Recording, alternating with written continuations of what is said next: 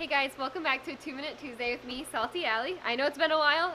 We haven't hit you with a 2 Minute Tuesday in a while, so we wanted to get you with some plate corals. They're one of my favorite corals. I just love them. They're awesome for a coral to add some movement or just something really cool in your sand bed.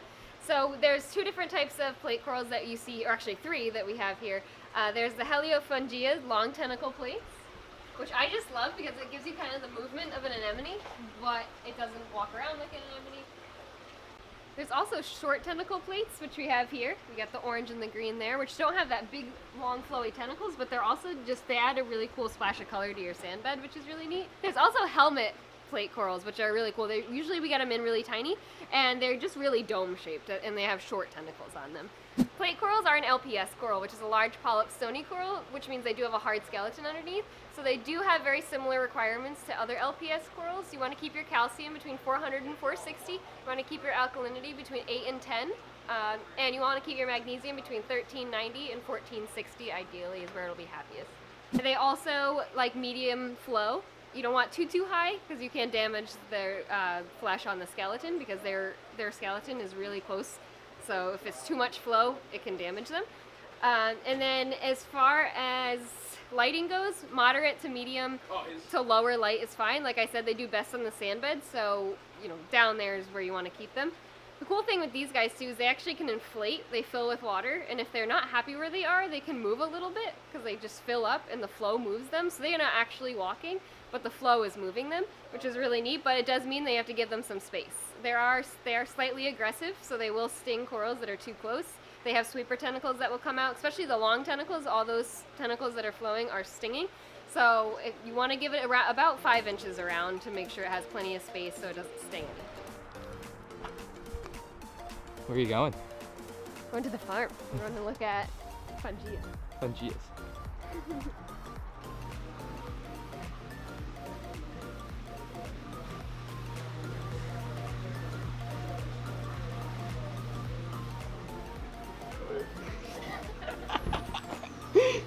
Hey, buddy!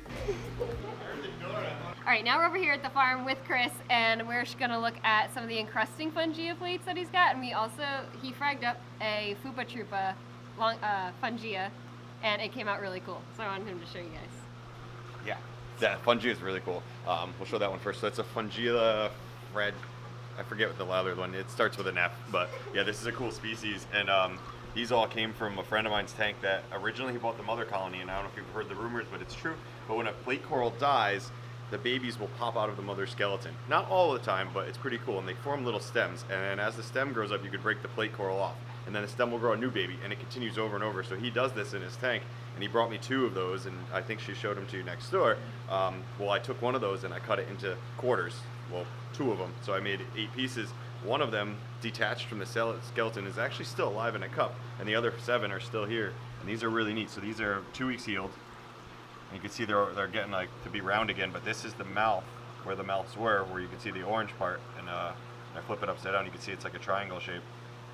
So this is just, gonna grow back into a round shape. I'm gonna see how long it takes them. So just keep them in these little basket egg crate just to keep them from falling or stinging any other corals, and that's what they look like before they're cut.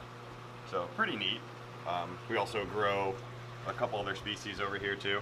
So this is a species it's technically in the plate coral family. It's Lithophyllum.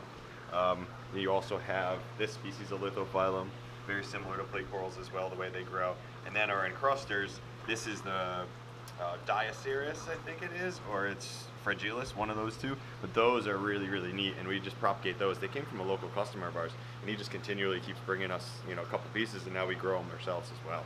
So those are really, really neat. You can see here the nice long tentacles on the mother colony. So all I have to do with this is just kind of take a razor blade, and I can just push hard on it, and it snaps a little corner off, and then that little corner will actually heal up, and this piece is a little loose, but it'll mount onto a plug, and then that's a sellable piece now. It's got one little mouth there in the corner, you can see. You're ready to go. I actually just sold one yesterday, the biggest one we had, and then this is the next. This one's ready to go in the next pack. So these come in aquaculture packs as well. But all these different species here do really well for us. Fantastic. Thank you, Chris. Love plate corals. They're one of my favorites, and that's why I wanted to show them to you guys today. The long tentacles are awesome if you're looking for something that looks kind of like an anemone or even a torch kind of, but you don't want an anemone that's going to walk around or anything like that. So they're definitely cool for that, and it adds like a splash of something to your sand bed. If you've got like an empty sand bed, they're great for that. Like I said, just give them their space. They're a little aggressive. They will sting stuff that's too close, and they can inflate and get pushed around by the flow, so you got to give them some space around. But yeah, definitely consider a plate coral as your next coral because they are awesome. All right, guys, thank you again so much for watching another 2 Minute Tuesday with Salty Alley and me behind the camera, even though you didn't see my face at all. Thanks to Chris for letting us intrude on his farm business, but got a lot of videos coming out to you guys, so we're not going to be too busy within the coming weeks, so stay tuned. This wind noise is probably horrible, but Allie? Keep on reefing, baby. Woo!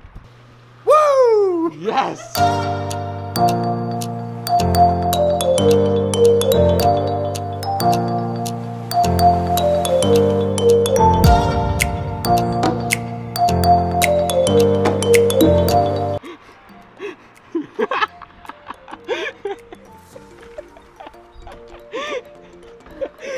Light on. I know, we're getting fancy. Right? I got blue eyes, sensitive. It's sensitive. It's hard to talk with that thing in your face.